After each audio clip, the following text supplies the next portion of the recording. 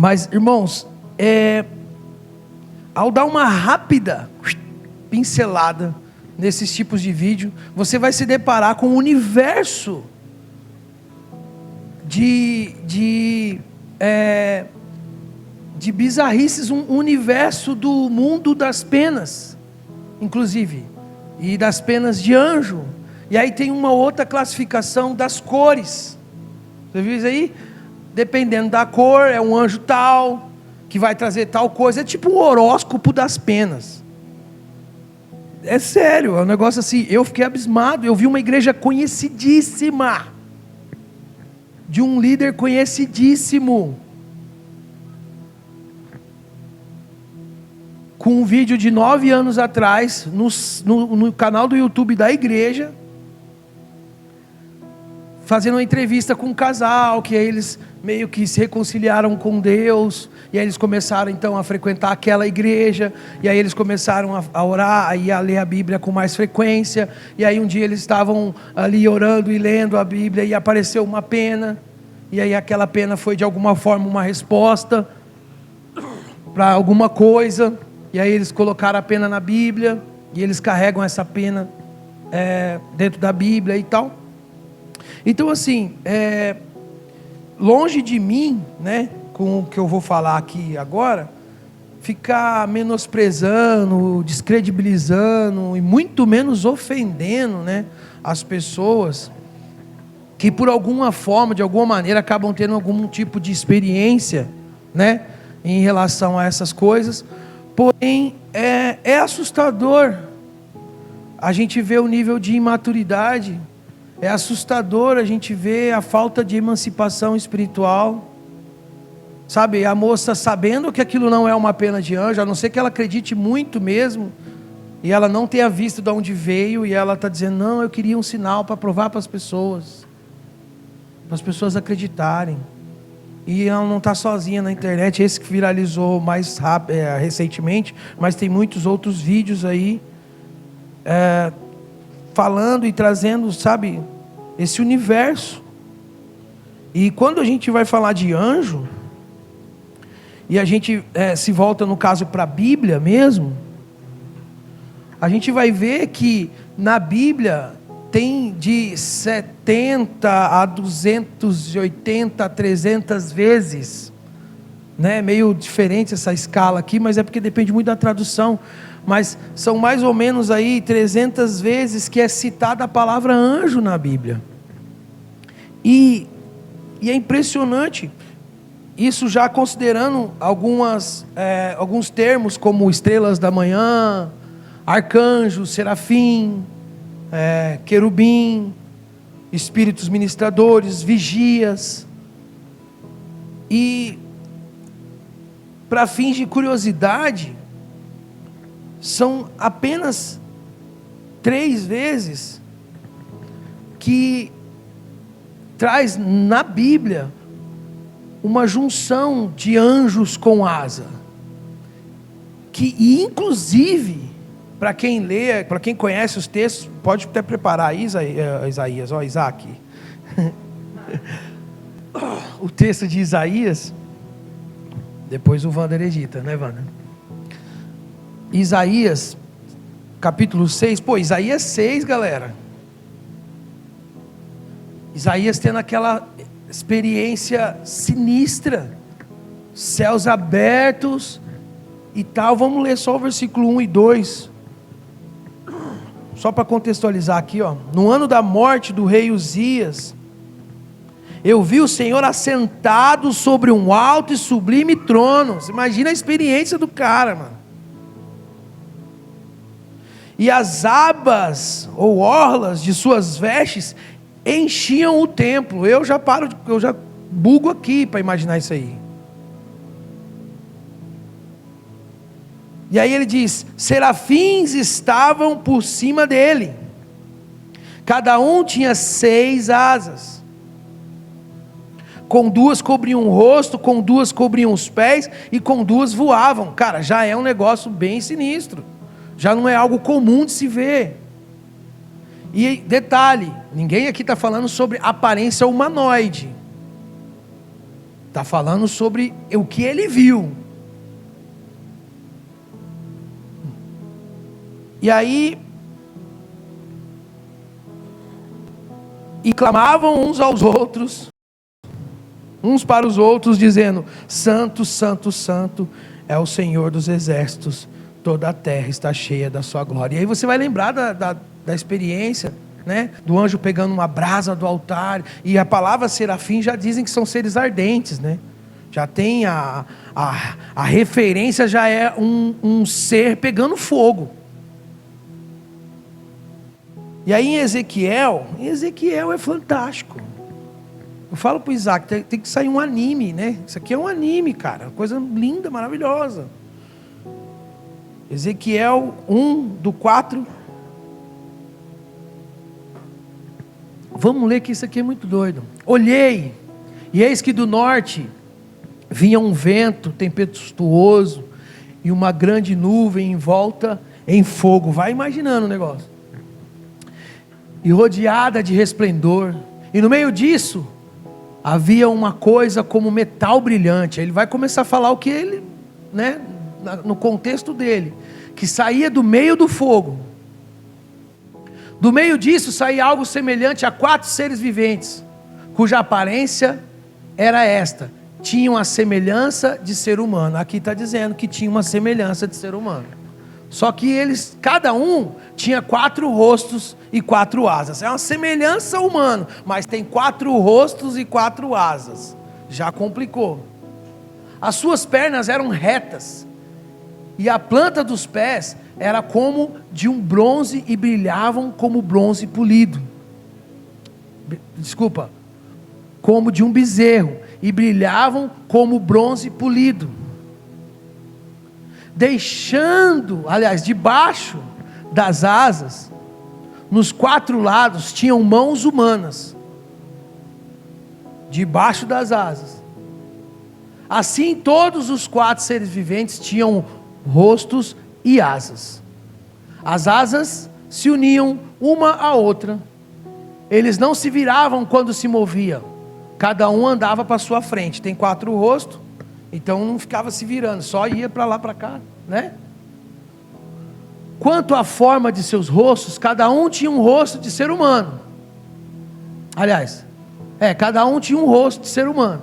Do lado direito, os 4 tinham o rosto de leão. Do lado esquerdo, rosto de boi. E os 4 também tinham um rosto de águia. Assim eram seus rostos. Suas asas se abriram para cima. Cada ser vivente tinha 2 asas, unidas cada uma a do outro. Com o outro, não sei se até aqui nós já bugou tudo, né? Com as outras 2 asas eles cobriam o corpo. Vamos acabar. Cada um andava para a sua frente, para onde o Espírito queria ir. Eles iam, não se viravam quando se moviam. O aspecto dos seres viventes era como carvão em brasa, a semelhança de tochas. O fogo corria resplandecente por entre os seres viventes, e deles saíam relâmpagos. Os seres viventes zigue-zagueavam a semelhança de relâmpagos. Pronto, só isso aqui já é uma experiência. Detalhe: uma das 3 vezes que é citado que anjo tem asa. Só. E olha o nível da experiência.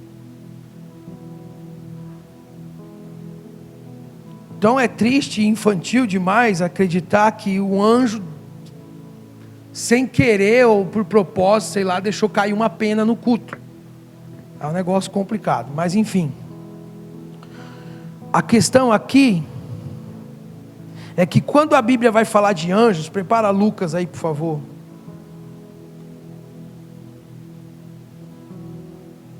A gente pode usar uma experiência bem bacana de Zacarias, o pai de João Batista. Lucas 1, do 11 ao 20. Eis que apareceu a Zacarias um anjo do Senhor, em pé à direita do altar do incenso. Ele já tinha entrado, certo, para dentro do templo. Ele era o sacerdote do turno, ele ia oferecer o sacrifício. Ele está lá sozinho, ninguém podia entrar. De repente ele olha, tem um cara ali, um ser, né? Ao vê-lo, Zacarias ficou o quê?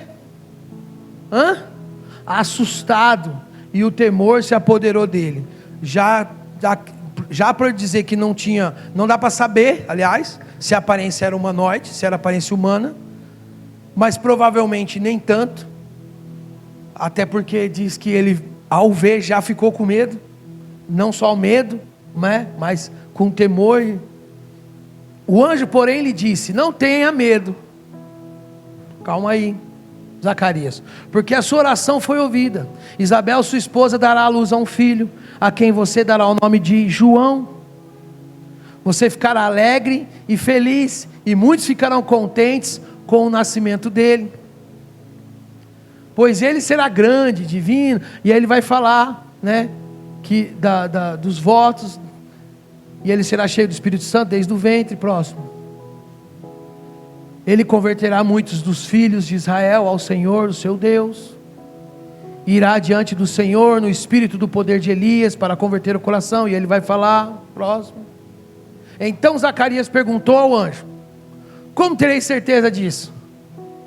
Pois eu sou velho e a minha mulher também já tem idade avançada. Resumindo, Zacarias o quê? Duvidou, certo? Normal, né? Duvidou. O anjo respondeu: eu sou Gabriel. O anjo vai falar o nome dele, que estou a serviço, em algumas traduções, aquele que assiste diante de Deus, e fui enviado para falar com você, para trazer boa notícia. Gabriel faz questão de dar uma carteirada em Zacarias, tipo assim, eu sou aquele que assiste diante de Deus, vim aqui para te entregar um negócio. Aí ele fala: todavia você ficará mudo, só porque você, né? Agora você vai ficar mudo, e não falará até o dia em que essas coisas vierem a acontecer. E você sabe que Zacarias ficou mudo até o dia que João nasceu, na hora de dar o nome, que alguém queria pôr o nome de Zacarias, porque era tradição, não tinha João na família, aquela história toda. E aí então que Zacarias foi falar. Então assim, rapidamente, o que a gente pode entender é o seguinte, que a Bíblia vai dar detalhes de anjo. Primeiro, que são seres invisíveis. Apareceu ali significa manifestou. É algo que estava, tem totalmente uma ligação com aquilo que está oculto e aparece. Então não é algo visível, é algo que realmente é invisível, mas que sim, tem o poder de se manifestar. Então é algo que apareceu, né? Aparentemente não possuem corpos, né? Não da maneira que a gente pensa, que são espíritos puros, inteligentes, racionais, possuem um nome, né? Mas o que a Bíblia vai dizer, os únicos que a Bíblia cita é Gabriel e Miguel, certo? Aí os outros aí já é uma outra área, uma suposta, né? Só na eternidade, mas é uma suposta, é porque tudo tem a ver com Deus, né? Então Gabriel, Rafael, aí ia ter um Azarel, e começaram a inventar, falar um monte de anjo aí, enfim. Nós estamos falando do que a Bíblia diz. Então não é dito em que forma que ele apareceu. Isso faz parte também de um mistério. Zacarias teve medo, então a aparência pode ser várias coisas. A gente vê algumas referências ali bíblicas de Abraão, por exemplo, sim, vendo 3, e Abraão vai dizer: olha, esses 3 eram como homens. Inclusive um dos 3 é dito como o anjo do Senhor. E quando não há pluralidade ali, existe todo um entendimento de que pode ser o próprio Cristo, mas não vamos falar disso. A questão é que Abraão tem aquela experiência, ele dá de comer para os anjos, que ele descobre depois, né, que eram anjos. E a gente vê que, obviamente, não são seres imortais, porque o primeiro a ver Gabriel foi Daniel, 500 anos, 600 anos ali antes de Zacarias. O Gabriel também apareceu a Daniel. Ou tem 2 Gabriel, né? Ou todo anjo chama Gabriel, também não sabemos, mas o que dá a entender é que é o mesmo Gabriel, sim ou não? Que é o mesmo Gabriel. Então, que eles têm poder, não só de se manifestar, mas como ele mesmo disse, imediatamente para Zacarias, disse: então eu sou Gabriel, assisto diante de Deus, vim te entregar a boa nova, e você duvidou, então você não vai falar mais, né? Tem esse poder, claro, que a gente entende também que é por obra de Deus. Então, irmãos, meus queridos, e uma experiência legal também é sobre a guerra, né, de Israel e Senaqueribe. Não sei se vocês lembram, mas Senaqueribe era o rei da Síria e muito forte. A probabilidade era 99% dele sitiar e dominar Israel. E eles fazem o acampamento na frente, e aí tanto Ezequias quanto Isaías vão orar, e naquela noite um anjo só, o texto diz, matou 185 mil dos soldados de Senaqueribe, acabou com o exército dele, ele teve que ir embora. Um anjo só, na noite passou, matou 185 mil, e no outro dia de manhã, Senaqueribe sai do acampamento, todos aqueles cadáveres, e ele vai embora. Sinistro, não é? Outra coisa legal para pôr num anime, né? Sinistrão isso aí. Mas enfim, são poucas as referências que eu estou querendo dizer para vocês, e que a palavra anjo sempre, né, a palavra mesmo anjo já diz mensageiro. Então aqui a gente já entende o principal papel de um anjo, ok? Que é ser mensageiro. E antes de entrar propriamente no texto, queridos, a gente vê, não só como esse vídeo aí, né, e outros, como a gente estava falando, outros contextos, mas o que, eu não sei por que caminho, por onde que começou, né, apesar de não ser um assunto novo, é antigo, a gente pode ver, mas se estabeleceu um tipo de angelatria, né,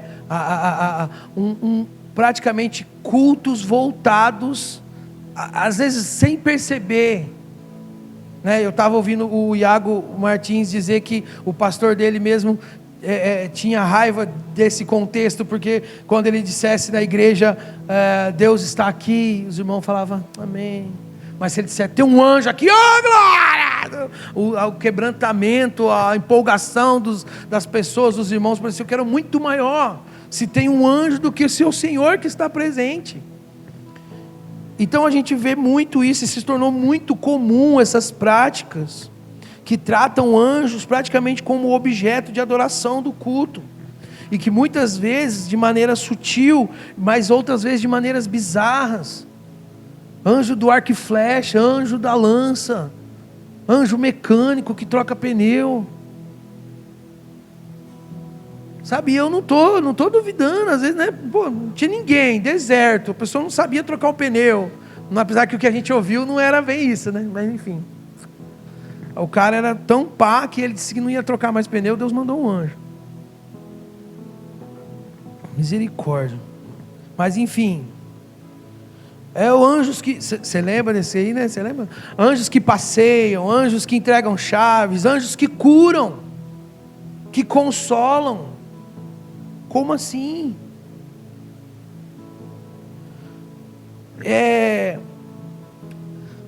Incentivos a sentir a presença dos anjos no culto, a pegar a bênção direto da mão do anjo. O anjo está aí,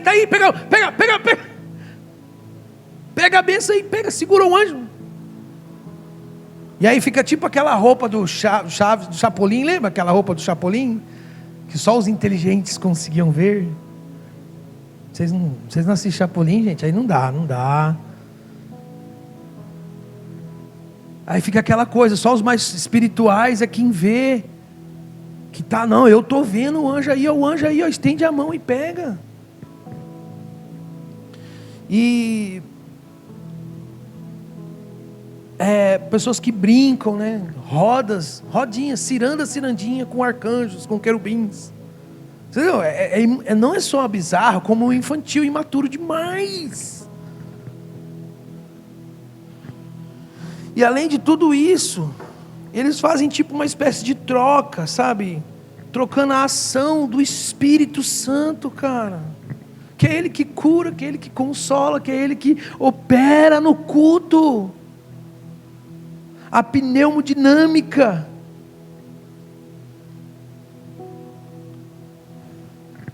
Então parece que o anjo é que está operando no culto. Eu estou citando o anjo porque é sobre o contexto que a gente vai falar, mas vocês entendem o que eu estou falando. Um tipo de epifania imatura mesmo. Numa sede, numa necessidade de um sobrenatural ou de uma experiência que transcende o raciocínio. Não é uma questão de fé, é uma questão de ignorância mesmo. Quem está entendendo? E como eu disse, longe de mim menosprezar as experiências dos outros, longe de mim ofender os nossos irmãos mais pentecostais, da onde a gente mais acaba colhendo, né, contemplando, vamos dizer assim, dessas situações. Então a gente vê homens como que dando ordem aos anjos,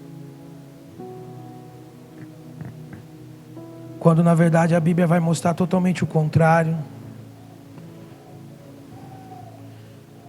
E eu poderia continuar citando aqui, mas eu vou encerrar dizendo, né, essa parte dizendo que nessa de homens dar ordem aos anjos, ou receber também ordem de anjos, é que a gente vê então um movimento, né, seitas e supostas religiões sendo fundadas. Como a gente sabe, né, o que foi um anjo, na verdade o Alcorão diz que foi Gabriel. Não sei se vocês sabiam, eu também não sabia, fiquei sabendo agora, pesquisando, que o Alcorão, né, está escrito no Alcorão que Gabriel é quem fez o chamado a Maomé. E aí Maomé então escreve o Alcorão e funda o Islã. E a gente vê o Joseph Smith dizer que recebeu do anjo Maroni, que morou ali, o anjo morava ali por um tempo, e aí entregou agora uma revelação nova. E os Mormons vêm disso e vai dizer que o anjo deu para eles uma revelação porque os apóstolos não conseguiram fazer o que era para fazer. Então, meu irmão, essas são conhecidas e grandes e que duram até hoje, que vão durar até a volta do Messias.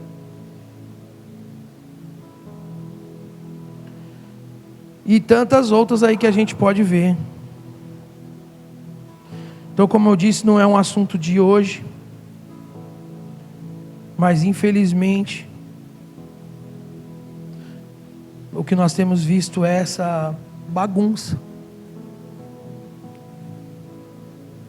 E o pior, o desfoque total das Escrituras. E é sobre isso que eu queria falar. Sabe por quê, irmãos? Porque algumas coisas eu deixei de... Não é criticar, porque o que eu estou fazendo também não é criticar, é expor. É expor. Mas algumas coisas eu deixei de criticar mesmo. Sabe por quê? Porque alguns movimentos não faz muito tempo que eu saí de lá. Não faz muito tempo que eu deixei de acreditar em algumas coisas, ao qual não tinha nenhum tipo de instrução. Simplesmente acreditava, ia no efeito.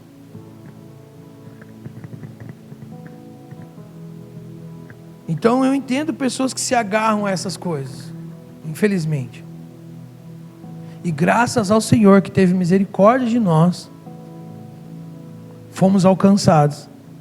Estamos cada vez mais conhecendo o Senhor e o seu Evangelho. Posso ouvir um amém, irmãos? E isso não só nos livra dos misticismos, das heresias e blasfêmias, mas também nos instrui, nos amadurece. Para que a gente o quê? Possa não só servir ao Senhor e uns aos outros, mas também poder ser sal, luz para outras pessoas.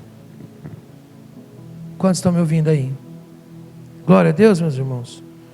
Então, eu e o Rafa, a gente abraçou essa ideia da exposição à carta aos Hebreus, ao qual é uma carta que a gente sabe que é complexa, que tem um grau de dificuldade, vamos dizer assim, como todas as outras exposições, né? Mas Hebreus tem um quê a mais aqui.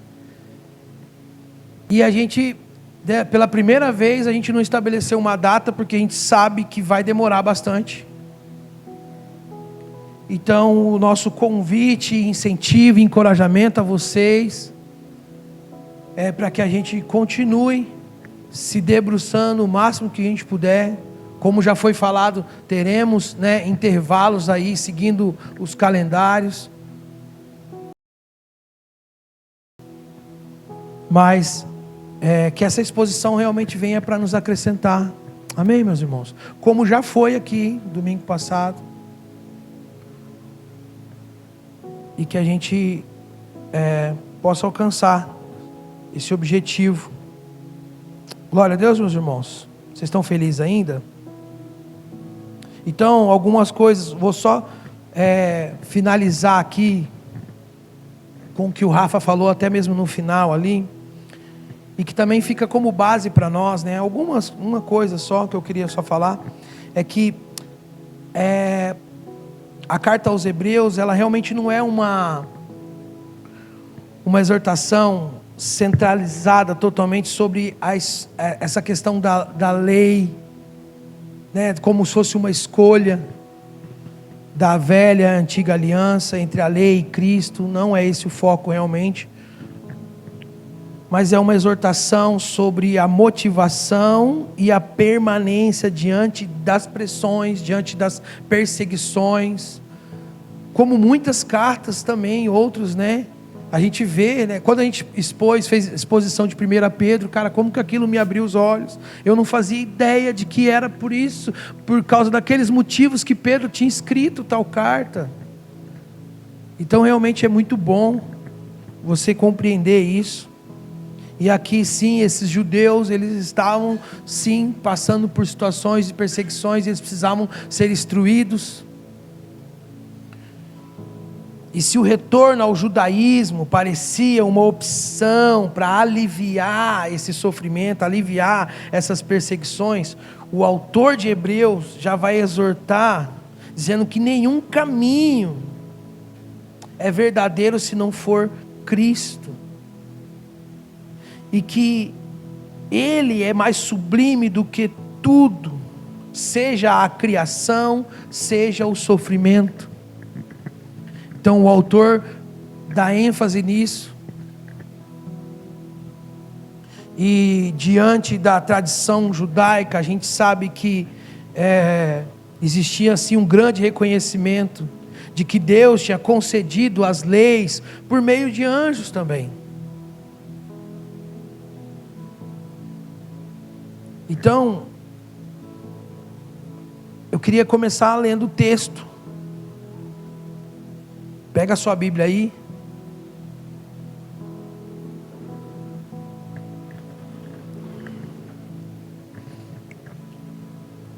Pretendo ser rápido daqui para frente. Hebreus capítulo 1. Vamos ler a partir do verso 1 mesmo. O Rafa foi até o 4, eu vou continuar do 4 e vou até o 14.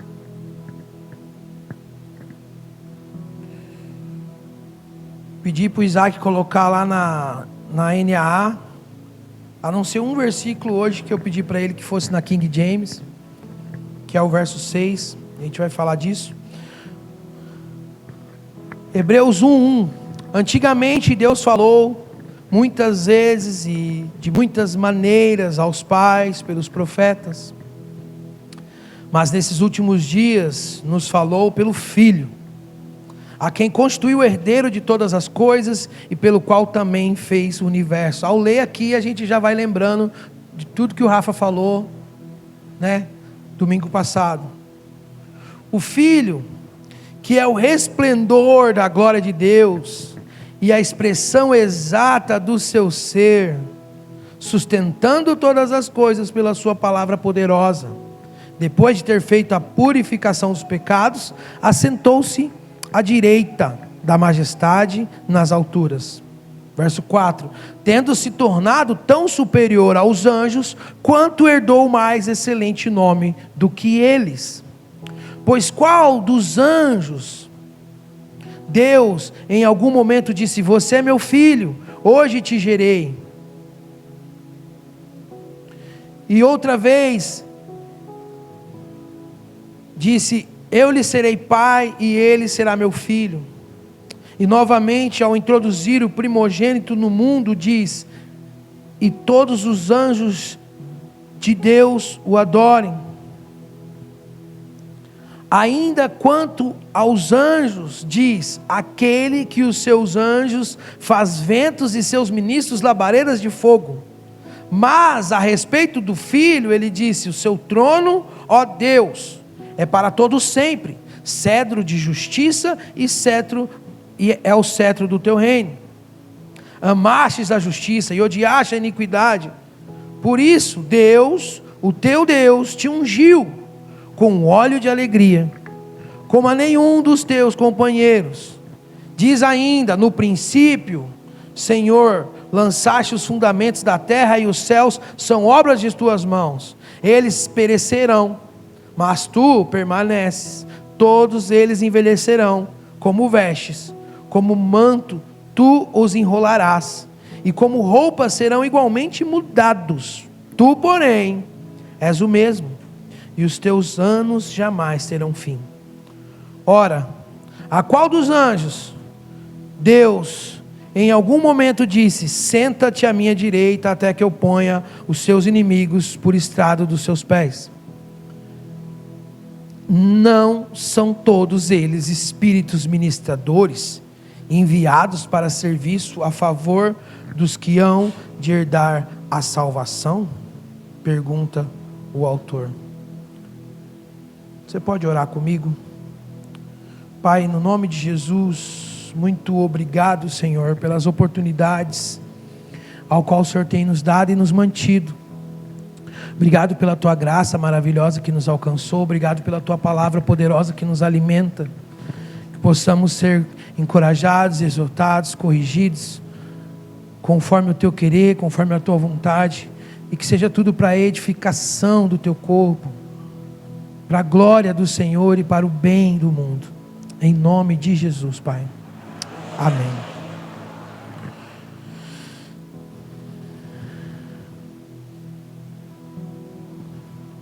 A gente entende que ao defender a unicidade de Deus, os judeus não admitiam muito a divindade de Jesus. Quem está entendendo? Quem está aqui?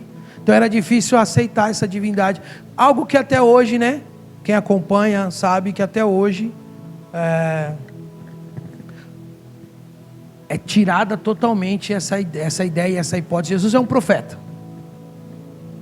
Para alguns até mal visto. E para outros, profeta ok. Mas aqui a gente está falando, né, o autor aqui sabe que nessa defesa que os judeus tinham da unicidade de Deus, era comum e era prazeroso, era praticamente uma tentação se render à ideia de que Jesus era um anjo, só que diferente, um anjo mais sublime, mas era um anjo, mas não Deus. Então essa tentação ali, ela é percebida. Quem está me ouvindo? E o autor sabe disso ao escrever.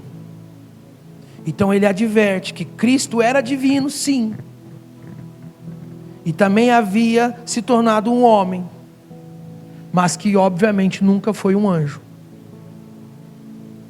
Então, para a gente que leu o texto, e agora a gente for explicar o texto, a gente pode se deparar com um resumo do que a gente leu. É que o autor vai desafiar essa valorização excessiva dos anjos, ao mesmo tempo que ele confirma a autoridade de Cristo e a divindade de Cristo, e também encoraja os irmãos a perseverar na fé, a se fortalecer, permanecer crentes e se prevenir de possíveis desvios da fé. Quantos estão me ouvindo? Possíveis perturbações e desvios. Então no verso 4, deixa o 4 aí, Isaac. O autor vai enfatizar o quê? Que Jesus é superior aos anjos. E ele é superior por quê? Porque ele recebeu um nome mais excelente. E que nome mais excelente é esse? Filho. Não só um nome como uma posição, né? Claro. Então, como o Rafa mesmo falou domingo passado, que esse título sempre pertenceu a ele. E pertenceu a ele na exaltação, ou seja, nesse nome sobre todo nome, mas também pertence a ele na humilhação que ele passou, como filho. E que esse nome pertence a ele desde a eternidade passada, como também o Rafa falou. Então, o autor vai começar a fazer o que agora? Quem tem uma Bíblia de estudo, né? Leu na Bíblia de estudo, já vê que, na verdade, não é nem só as de estudo, algumas Bíblias normais já tem no seu rodapé ali as referências. E aí você consegue ver que naqueles versículos ali, o autor está citando outros trechos das Escrituras. Então ele vai começar a fazer isso. Por quê? Porque Hebreus também tem essa perspectiva, essa característica de trazer e expor o cumprimento das profecias. Principalmente as profecias messiânicas. Quem está aqui, gente? Então, no verso 5, o autor vai citar os Salmos 2 e o verso 7. Põe aí, Isaac, para nós, Salmos 2, 7. Se for possível ser errado. Não sei se está na ordem aí.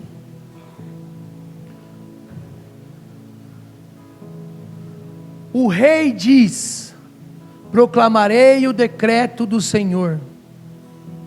Ele me disse: você é meu filho, hoje eu te gerei. O salmista está dizendo isso, uma profecia messiânica, falando acerca não só dos descendentes de Davi no sentido biológico, obviamente, principalmente quando diz que o seu trono não terá fim, sendo que todos eles morreriam. Assim como também é citado em 2 Samuel 7,14, e que toda essa base teológica é para afirmar que essa promessa não se dizia somente a Davi, na forma terrena, na sua dinastia, mas principalmente naquele que viria, o verdadeiro, vamos dizer assim, filho de Davi. Quantos estão entendendo?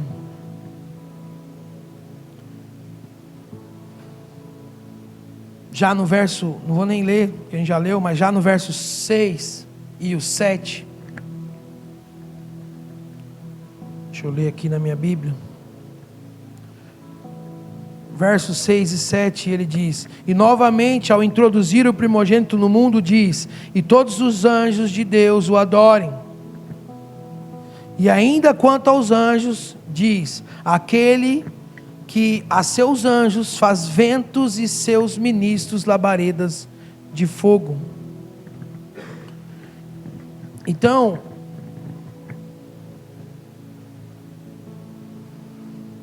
o autor aqui, ele está dizendo que se aos ventos, aos relâmpagos, ele faz seus funcionários, que colocam para trabalhar para ele até as tempestades, trazendo essa diferença, esse contraste de Jesus com os anjos. Quem está entendendo, pelo amor de Deus? A intenção é descrever a majestade e o poder de Deus, que Ele pode transformar ventos e relâmpagos e tempestades em seus funcionários, para realizar a sua tarefa, para realizar a sua vontade.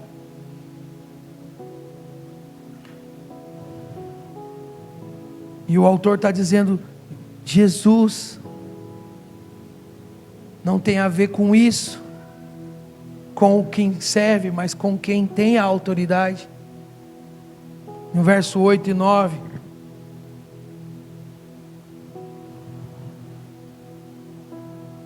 a gente lê mais a respeito do filho. Então agora ele vai falar mais o filho, o assunto é outro.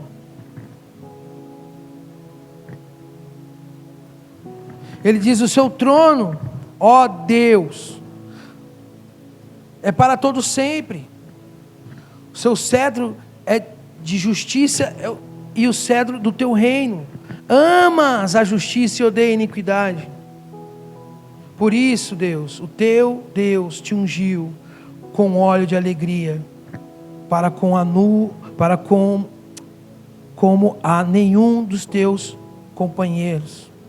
O autor de Hebreus está citando, no caso, os Salmos 45. Para novamente afirmar a divindade e o reinado de Cristo. E esse salmo, ele é escrito falando do rei como ungido. E o autor está deixando claro que o ungido é o Filho, que Jesus é esse o ungido.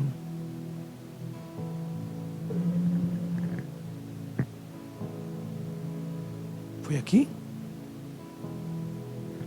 Então isso reforça a ideia de que Cristo tem uma posição única, superior, como um rei que é eterno, e como o ungido de Deus.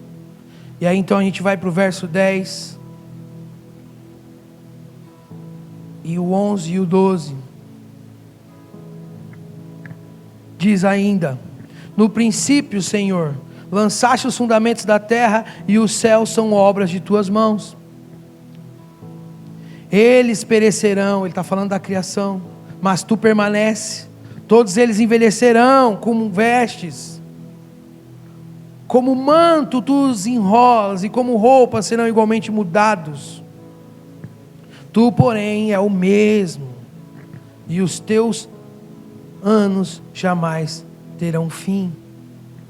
Então o autor está citando o Salmo 102, do verso 25 ao 27, para destacar de novo a superioridade de Cristo sobre os anjos, reforçar a ideia de que Cristo é eterno, é imutável, e não como anjos que são criaturas, que vão passar, que ainda que, porque às vezes a visão que a gente tem dos anjos também se iguala, e é exatamente isso que o autor está dizendo. Assim como toda a criação está sujeita de um jeito, e que passa e que muda, Deus é o único que não vai passar e que não vai mudar, e que Jesus é esse. Então a superioridade de novo aqui sendo destacada, que Cristo é superior aos anjos, e que são seres criados, mas Ele é Filho. Aleluia, irmãos.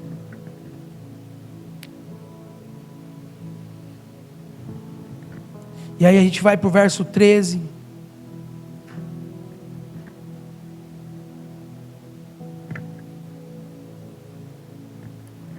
Ora, a qual dos anjos Deus em algum momento disse: senta-te à minha direita, até que eu ponha os seus inimigos por estrados dos seus pés. Então o autor, ele vai, o único, eu até falei para o Rafa falou, e aí como é que foi? Eu falei, cara, é um assunto só.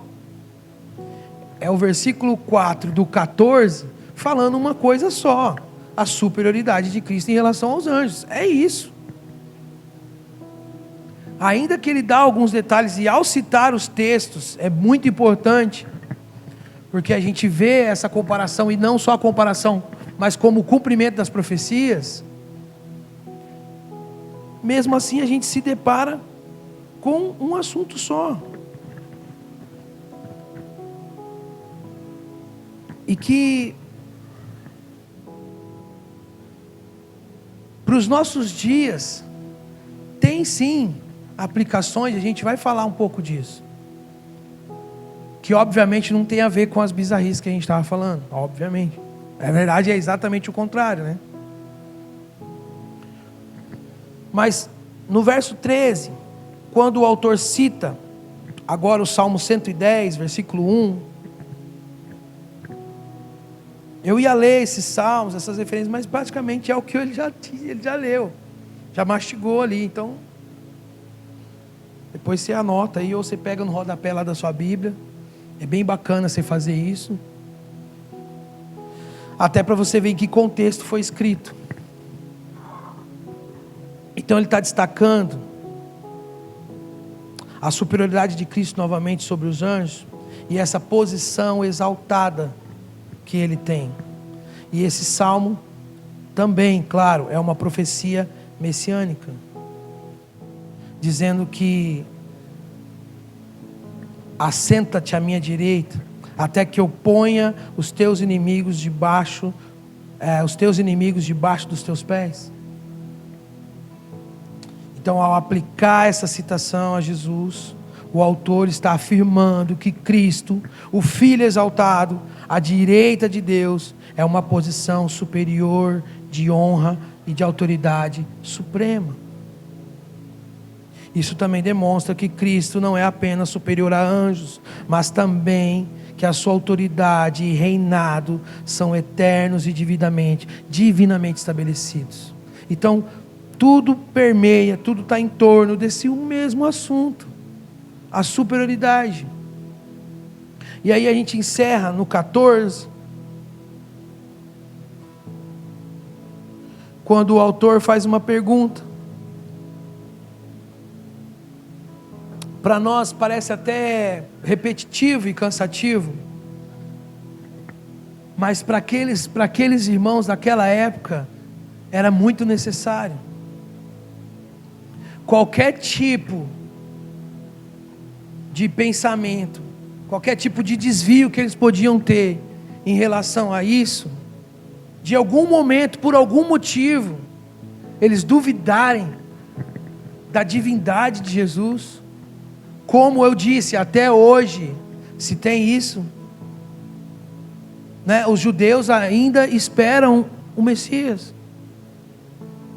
Jesus jamais foi considerado. E eu estou falando aqui, no caso o autor deixa claro que eram judeus cristãos, que estavam oscilando, que estavam cogitando aceitar essa possibilidade de Jesus ser um anjo superior, até para aliviar um pouco as tensões e as perseguições que eles estavam sofrendo dos seus próprios seus conterrâneos. Então, para nós passa meio que, né, como repetitivo, mas o autor estava dando uma ênfase totalmente necessária para aqueles irmãos. Versículo 14, o último. E ele vai perguntar: não são todos esses espíritos, não são todos eles espíritos ministradores, enviados para serviço a favor dos que hão de herdar a salvação? Não são eles servos que são enviados, né? Anjos, mensageiros? Não são esses mensageiros, servos, enviados para ajudar, para servir aqueles que hão de herdar a salvação? Ou seja, ele dizendo, são servos, porque estão colocando no mesmo nível que Jesus, porque estão rebaixando a Cristo, porque estão menosprezando a autoridade.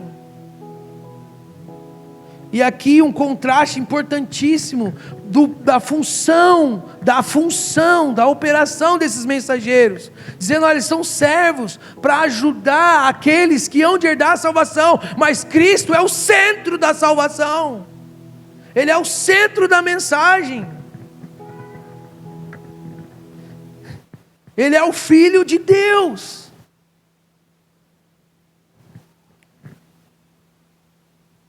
Então, um contraste muito importante da missão dos anjos em relação a Cristo, em relação à pessoa de Jesus. E queridos, quando a gente vai para aplicar isso para os nossos dias,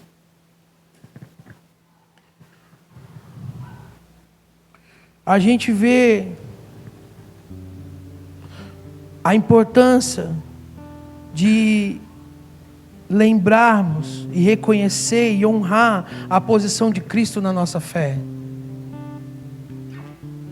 Qual papel Jesus ocupa na sua fé?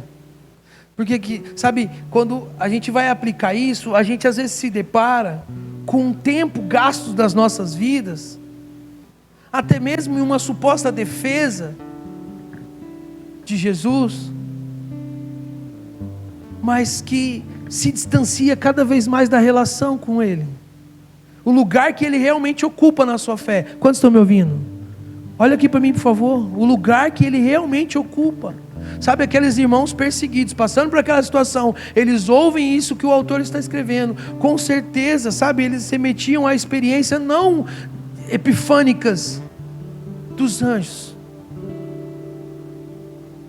mas a experiência que eles tiveram quando o Cristo os encontrou. Você consegue lembrar da experiência que você teve quando Cristo te encontrou? É sobre isso. E isso não muda tudo, irmãos.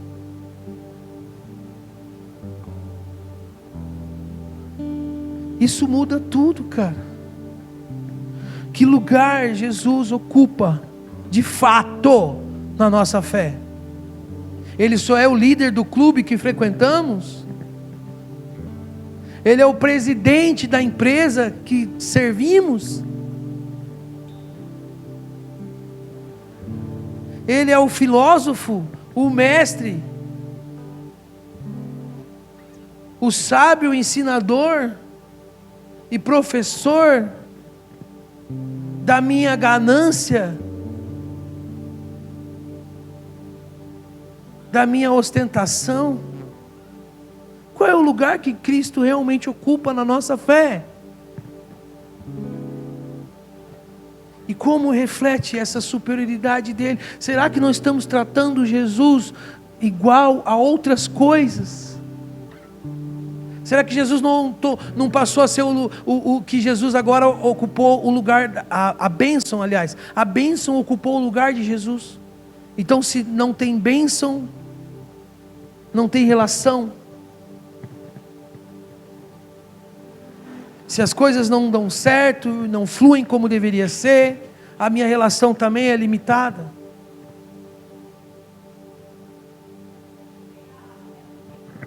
Amém. Achei que era comigo, estava.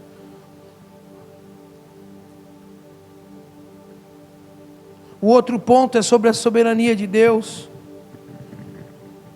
A carta enfatiza que Deus fala através do seu Filho, e que Cristo é o agente da criação e do sustento do universo. Então, nesses tempos que nós vivemos de incertezas, isso deve nos encorajar e a confiar nessa soberania e no controle divino. Será que nós em algum momento não estamos também perdendo isso?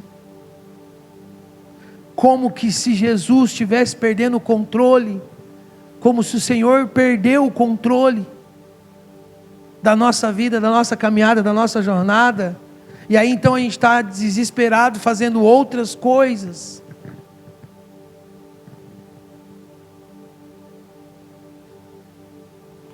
E eu não consigo deixar de lembrar das minhas próprias experiências, do Senhor me confrontando e dizendo: inútil vos será cedo levantar e comer pão de dores, aos seus amados Ele dá o sono.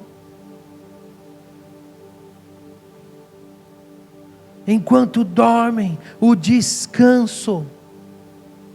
Se o Senhor não edificar a casa, em vão trabalha os que a edificam. Se o Senhor não guardar, em vão trabalha a sentinela. inútil vos será.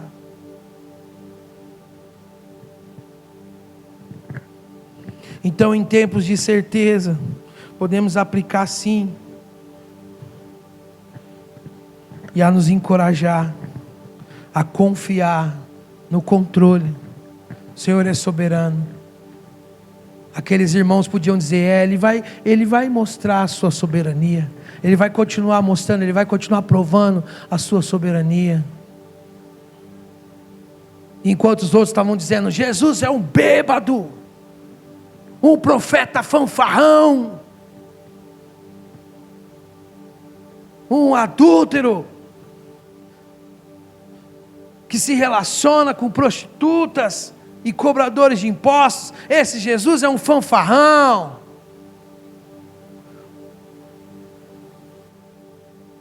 E aqueles irmãos tendo que dizer, não, Ele é o Cristo, Filho do Deus vivo, é o Filho de Deus.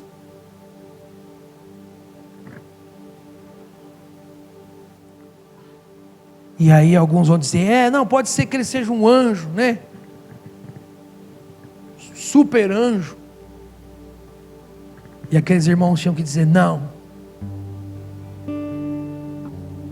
O anjo tem esse papel. Essa função. Jesus é o Filho. Ele tem outro papel. Outra autoridade. É Senhor de tudo e de todos. O outro ponto era a adoração. A passagem destaca que os anjos adoram a Jesus. E isso, os anjos adoram Jesus. E isso nos leva a refletir a importância da nossa adoração e reconhecimento da divindade de Cristo em nossas vidas. Quantos estão me ouvindo, irmãos? Sabe, quando chegou nesse ponto aqui, eu fiquei meditando, eu fiquei tentando trazer para mim, sabe? E eu me peguei pedindo perdão para Deus e dizendo, eu já fui um melhor adorador. Sabe, e obviamente eu não estou falando de músicas. Sabe, mas curiosamente também a gente tem falado, principalmente aqui nas quartas-feiras de oração, a gente tem falado sobre, não é sobre ouvir qualquer tipo de música, mas parece que a gente tem passado mais tempo ouvindo qualquer tipo de música, cantando qualquer tipo de música. Como eu disse, a adoração não tem a ver com canção. A adoração é prosconeu, é se prostrar. Não adianta eu cantar com a boca se o meu coração não está rendido. Mas é exatamente isso, não se render mais também. Ou você não lembra de alguma vez que em algum momento da sua vida o que te sobrava era cantar? O que te sobrava era cantarolar, já que você não sabia às vezes a letra. E que aquilo te edificava, que aquilo era como um banho que te lavava, que aquilo vinha como, sabe, uma paz.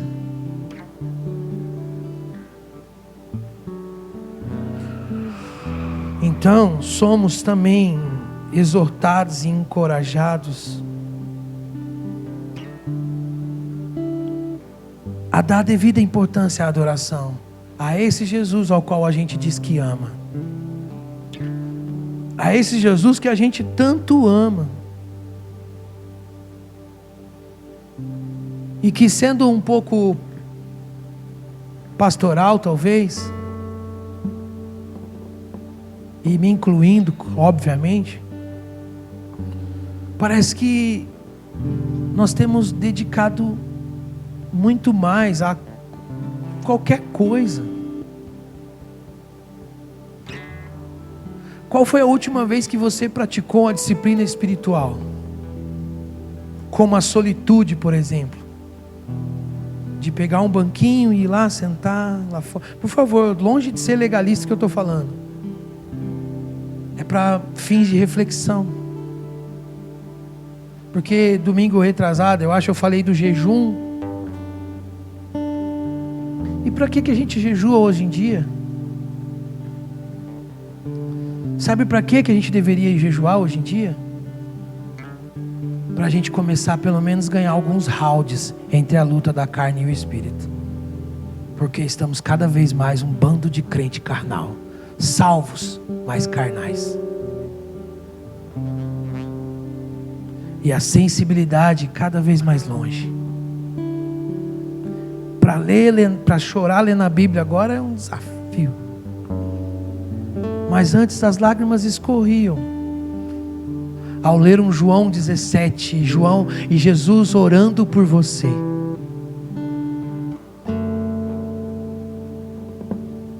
Há uma experiência do ladrão da cruz. Eu estou falando porque eram os textos que eu mais chorava.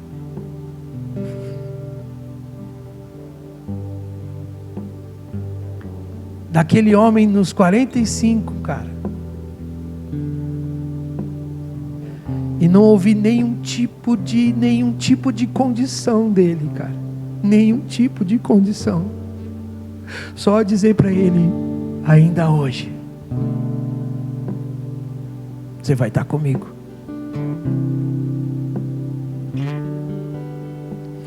Porque ele sim sabe reconhecer um verdadeiro arrependimento. Então sejamos encorajados e desafiados e exortados a sermos mais adoradores. Porque temos um objeto de adoração, que não é a bênção, que não é o anjo, que não é a experiência, não é os batismos, não é as epifanias, não é o conhecimento, porque também não podemos começar a idolatrar o conhecimento e nos acharmos os mais sábios, os mais teólogos, os mais reformados, os mais entendidos, ou que isso tudo nos coloca à frente de alguma coisa. Miserável homem que sou. Miseráveis homens e mulheres que somos.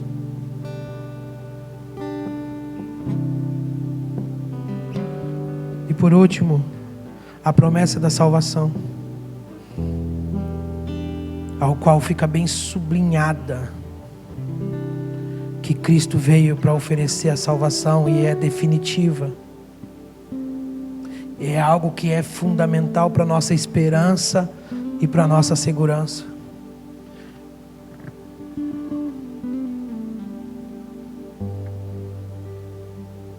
Esses princípios podem ser aplicados para fortalecer a nossa fé e devoção em um mundo que muitas vezes questiona e ignora o papel de Cristo. Sabe, irmãos, a gente está fazendo tudo errado. Estamos nos revoltando da maneira errada, quando deveríamos estar fazendo guerra contra o pecado, que nos atenta todos os dias. E aí você se pega o quê?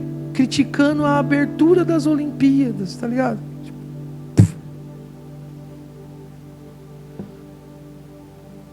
E quando a gente deveria ter uma revolta diária dos nossos pecados, a gente está revoltadinho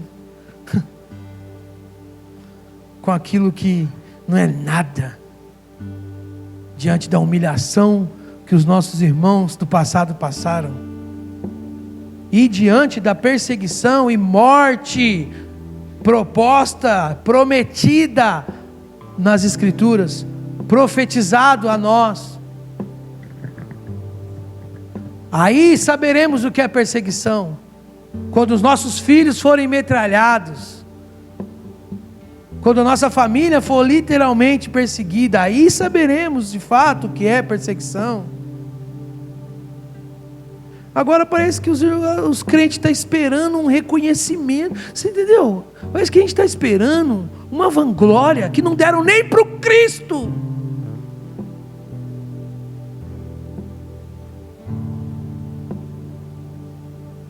Sabe, é interessante falar isso aqui, sabe por quê? Porque eu vejo essa situação aqui, de alguns irmãos ali, ou uma boa parte desses judeus aqui, se submetendo a essa ideia de Jesus não ser Deus e ser só um anjo superior. Sabe, essa tentação ali que ronda.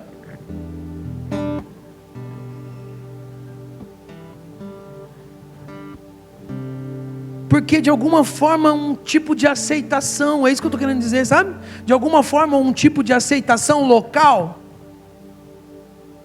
E parece que é isso, parece que, eu estou falando isso, sabe por quê? Porque os crentes pareciam que quer que a França trouxesse um tipo de elogio aos cristãos, a Jesus, logo lá, né? Sem criticar, sem nada. Mas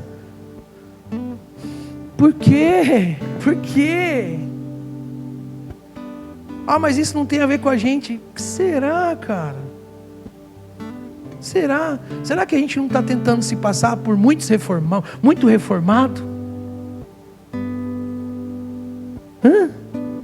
Será que a gente não está com vergonhas das experiências? Será que você não deixou de se expressar?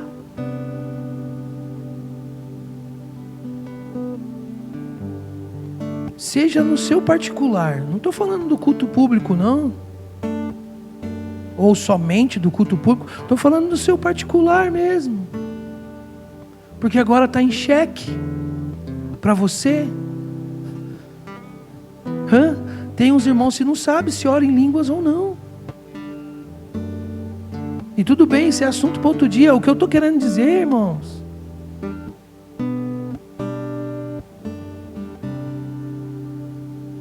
é que Jesus tem um papel muito claro para nós, e que se odiaram a Ele, não odiariam também os seus?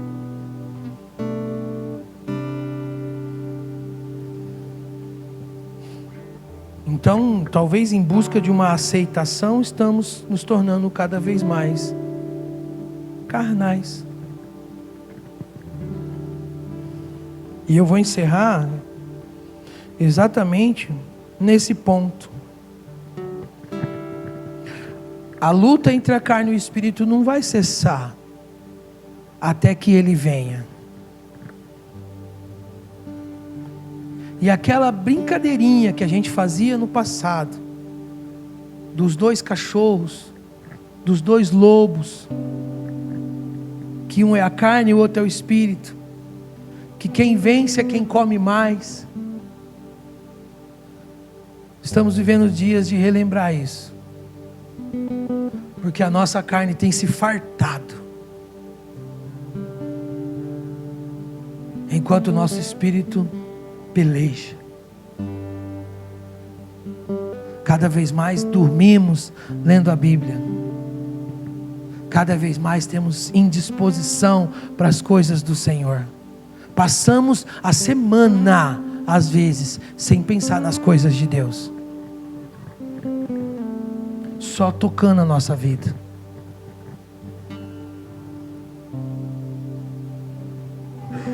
E o resultado disso é pecado. O resultado disso, promiscuidade, imoralidade, inveja,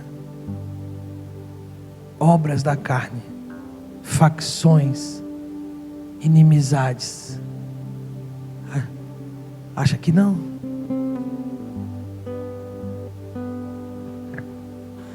Então, na hora do louvor, eu estava ali,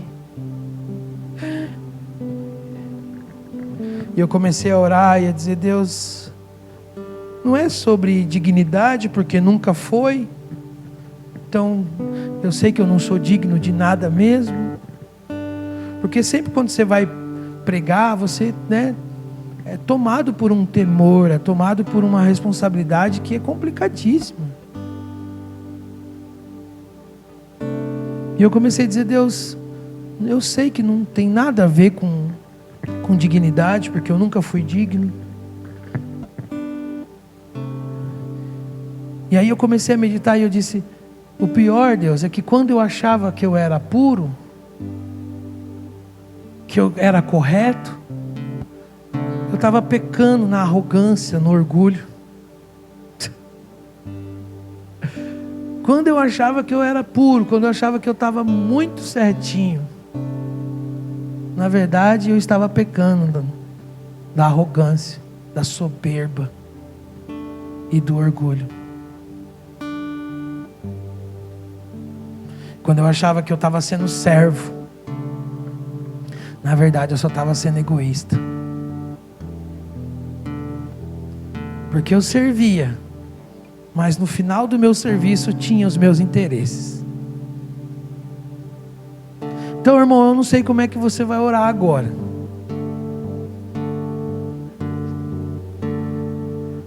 Mas que toda essa